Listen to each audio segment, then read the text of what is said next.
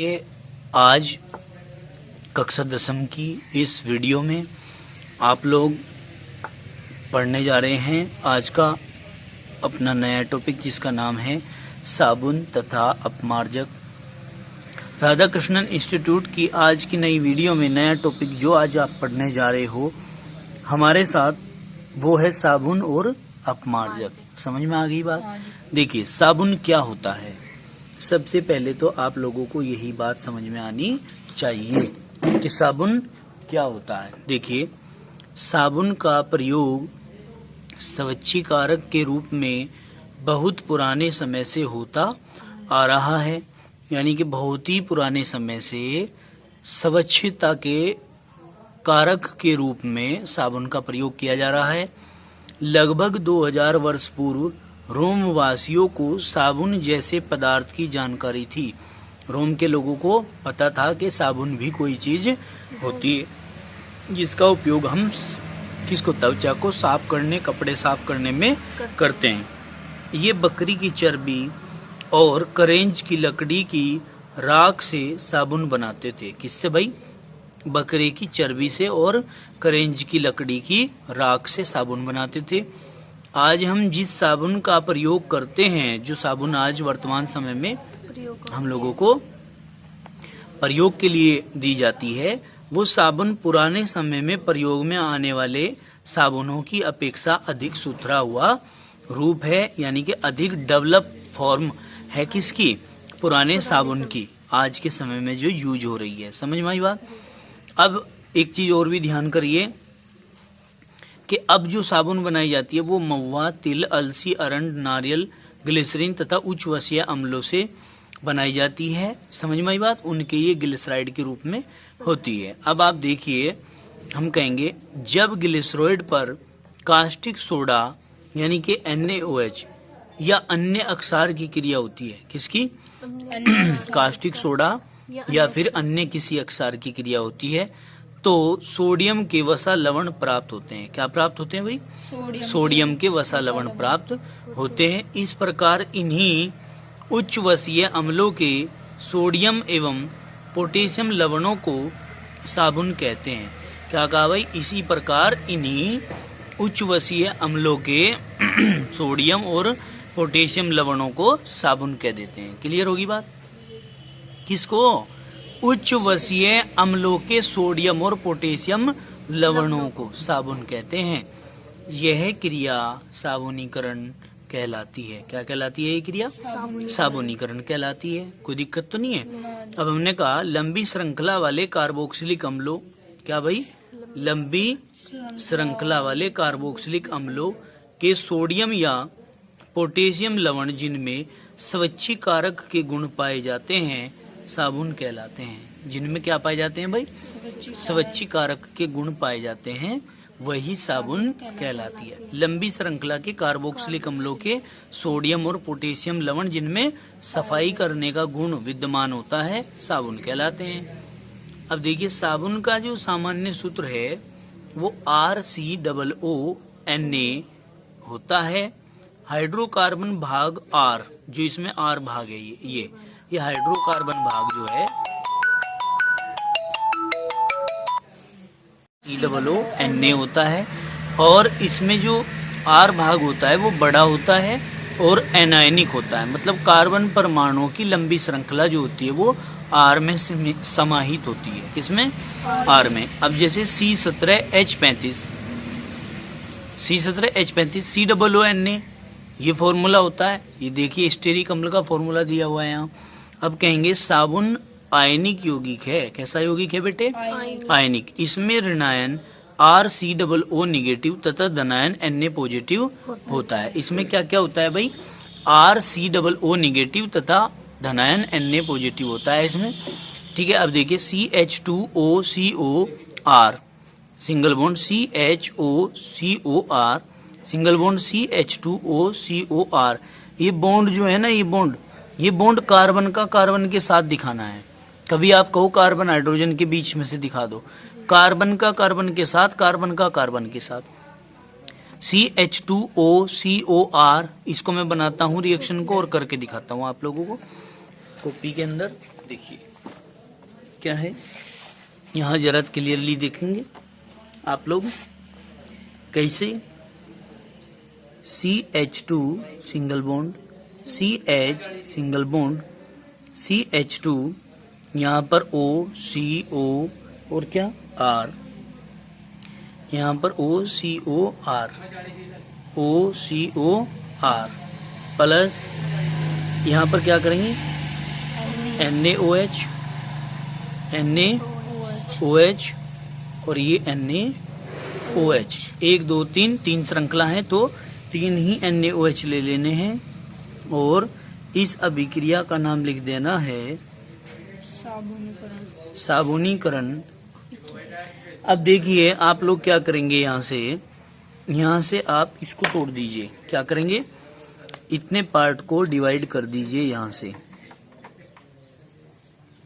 ये जो पार्ट बचा है आपका, ये क्या बचा है ये पार्ट है CH2 single bond, CH single bond, CH2। अब देखिए यहाँ से आप इस पार्ट को तोड़ दीजिए, दूसरा ले लो, single bond OH, single bond OH, single bond OH। यहाँ क्या बचा, यहाँ पर देखो R बचा है, C बचा है और डबल O बचा है। तो आप क्या करेंगे, प्लस RCOO। भाई RCOO तो ये हो गया, क्योंकि 1 2 3 है तो हमने 3 लिख देना है। और यहाँ क्या बचा हुआ है Na, 3 है ना, 3 एकम 3। तो इस प्रकार से आपका ये तैयार हो जाता है, ठीक है ना। और ये जो बना है ये है सोप,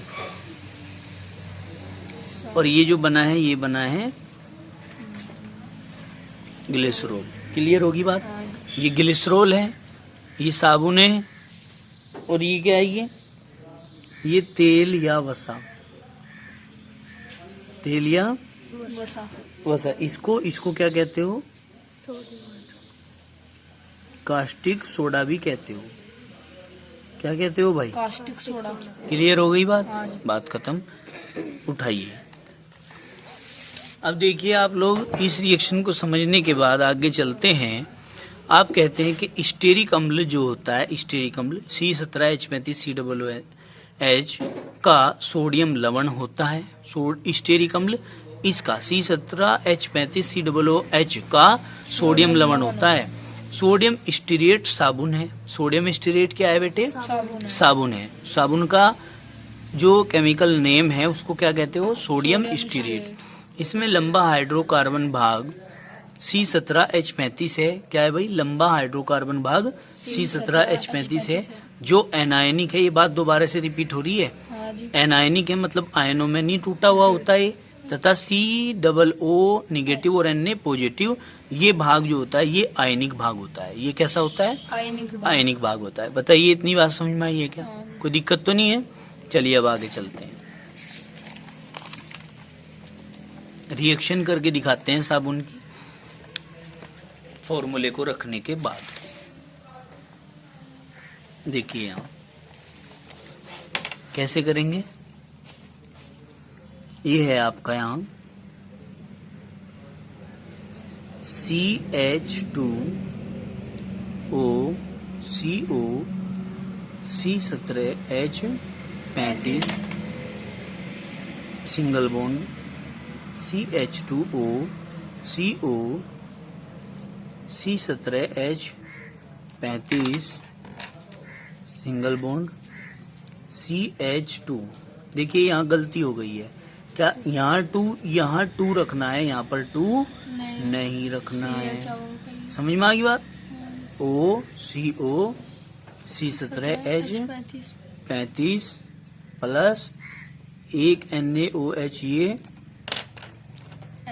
1 NaOH ये, और बेटा 1 NaOH ये, ठीक है ना। इजिकल टू ये जो प्रक्रिया है इसका नाम क्या है, इसका नाम है साबुनीकरण। क्या है बेटा, साबुनीकरण। अब देखिए आप इसको सेम तरीके से तोड़ेंगे जैसे आपने पहले तोड़ा था। क्या क्या बचा हमारा, CH2 single bond CH single bond CH2। अब देखिए यहाँ OH, एक OH ये, एक OH ये, एक OH ये, एक OH यहाँ पे, एक OH यहाँ पर और सिंगल बॉन्ड एक OH यहाँ पर, ठीक है ना। प्लस क्या क्या बचा है हमारा, देखिए C17H35 बच गया, तो क्या लिखेंगे हम C17H35 COO, तो क्या लिखूंगे COO, चूंकि 1 2 3 है तो आपने शुरू में 3 लिख दिया, और Na के कितने 1 2 3 है, तो बेटा क्या लिखोगे 3 एकम 3 C17H35 COO Na। ये क्या है, ये है सोप, जिसका नाम है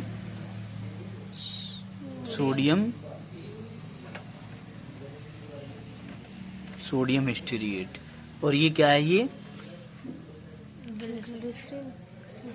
ग्लिसरॉल। समझ में आ गई बात, आई नहीं समझ में बात? चलिए खैर कोई बात नहीं, इसी प्रकार से हम आगे बढ़ते हैं। इस इम्पोर्टेंट रिएक्शन का आप बार बार अभ्यास करेंगे। कक्षा 10 के सिलेबस में 100% इम्पोर्टेंट समीकरण है ये, ठीक है ना, इसको बिल्कुल भी आप भूलेंगे नहीं। ठीक, आगे चलते हैं। देखिए जी,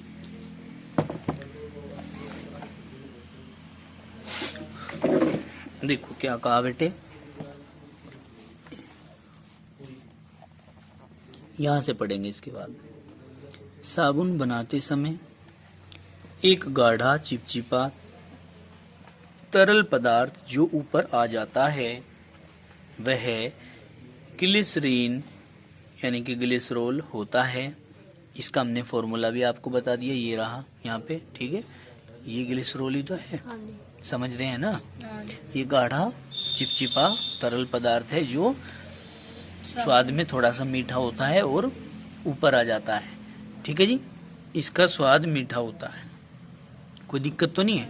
जब अक्षार के रूप में कास्टिक सोडा का प्रयोग किया जाता है तो प्राप्त साबुन को कठोर साबुन कहते हैं। क्या प्राप्त होने वाले साबुन को क्या कहते हैं बेटे?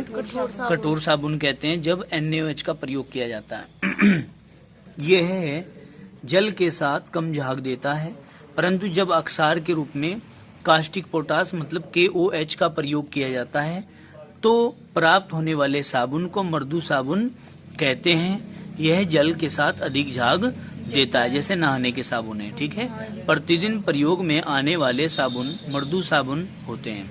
नहाने के साबुन जो हम यूज करते हैं डेली अपने यूज में लाते हैं तो वो क्या होता है भाई, वे मृदु साबुन होते हैं। समझ में आई बात? अब आगे देखिए साबुन की संरचना। क्या? साबुन की संरचना। इस चैप्टर में ये बहुत इंपॉर्टेंट टॉपिक चल रहा है आप लोगों का। इसको स्ट्रक्चर ऑफ सोप बोलोगे। क्या बोलोगे? Structure of soap. क्या कहेंगे हम? साबुन एक आयनिक यौगिक है। क्या है बेटे? साबुन एक आयनिक यौगिक है। RCOO निगेटिव और Na पॉजिटिव है। यहाँ पर R एक एल्किल समूह है। क्या है भाई? R एक एल्किल समूह जिसमें लंबी हाइड्रोकार्बन श्रृंखला होती है। इसके अंदर क्या होती है भाई? लंबी होती है हाइड्रोकार्बन श्रृंखला। देखिए ये एक गोला है, ये शीर्ष भाग है, इसका छोटा भाग है, आयनिक भाग है ये। इसमें Na पॉजिटिव और निगेटिव पार्ट दोनों आ रहे हैं। और ये जो आपको तिरछी लाइन दिखाई दे रही है ये लंबी हाइड्रोकार्बन श्रृंखला है जिसको हम टेल बोलते हैं। क्या बोलते हैं? टेल। इसको हेड बोलते हैं और इसको टेल बोलते हैं, ठीक है ना। ये तेलों से बनी हुई होती है। काहे से? तेल से। समझ गए? वनस्पति तेल से बनी हुई होती है। अब आप कहेंगे इसे साबुन की पूंछ या टेल कहते हैं। यह अध्रुवीय भाग होता है, मतलब इसके ऊपर कोई भी प्लस माइनस चार्ज नहीं होता। लंबी हाइड्रोकार्बन श्रृंखला जल विरोधी होती है, मतलब ये जो श्रृंखला है ये जल विरोधी होती है, जल का विरोध करती है, ठीक है ना। क्यों? जल के ऊपर होते हैं प्लस और माइनस चार्ज। तो जब ये जल का विरोध करती है तो हमने कह दिया क्या?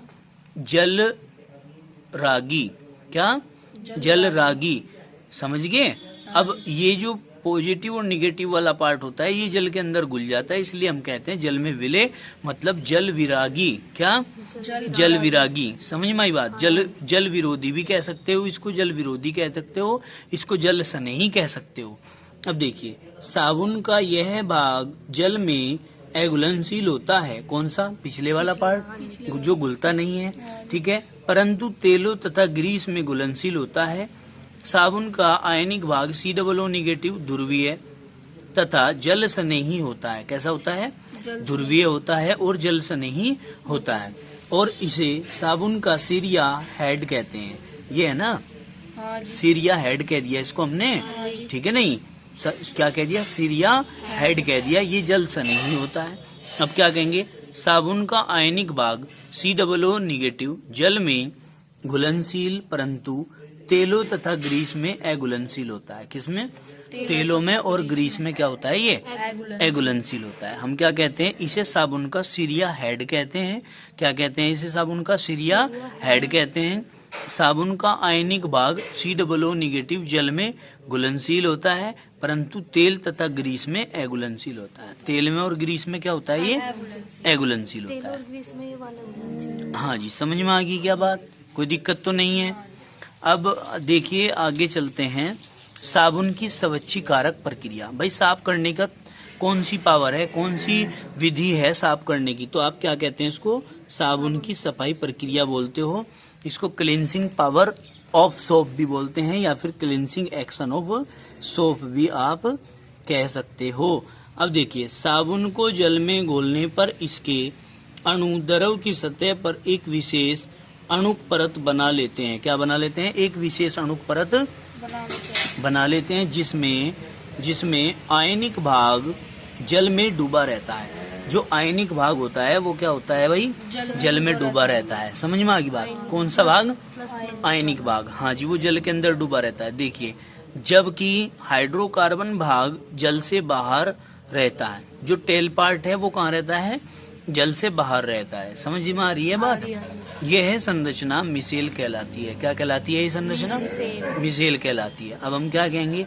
जब साबुन को जल में घोला जाता है तो यह मिसेल बनाती है। क्या बनाती है? मिसेल बनाती है। समझ में आ गई बात? गंदे कपड़े से धूल, तेल तथा ग्रीस हटाने के लिए गंदे कपड़े को साबुन वाले पानी में डुबोया जाता है। गंदे कपड़े को क्या में डुबाया जाएगा भाई? साबुन वाले पानी में डुबाया जाएगा। देखो, जब साबुन को जल में घोला जाता है तो यह मिसेल बनाती है। समझियो बात? भाई हमने क्या कहा? जब साबुन को जल में घोला जाएगा तो ये बनाएगी मिसेल। समझ गए? हाँ, जो गंदे कपड़े से धूल, तेल, ग्रीस हटाने के लिए गंदे कपड़े को साबुन वाले पानी में डुबोया जाता है। तो साबुन का जो हाइड्रोकार्बन भाग होता है जिसको हम टेल कहते हैं। क्या कहते हैं जिसको? टेल कहते हैं। समझ में आई बात? समझ रहे हो? टेल भाग जल विरोधी होता है। क्या होता है ये? जल विरोधी होता है तथा तेल व ग्रीस में विलय होता है। तेल और ग्रीस में क्या होता है? ये विलय होता है। जबकि साबुन का आयनिक भाग जो हेड होता है वो जल में विलय होता है। देखो, तेल व ग्रीस में विलय होता है टेल पार्ट, पूंछ का भाग, क्योंकि वो जल के अंदर तो घुलता नहीं है। तो वो टेल वाला भाग क्या करता है? जो तिरछी लाइनें सी आपको दिखाई दी थी, ठीक है, ये ग्रीस में, तेल में क्या हो जाता है? विलय हो जाता है। और जो हेड पार्ट है वो जल के अंदर घुल जाता है। ठीक है नहीं?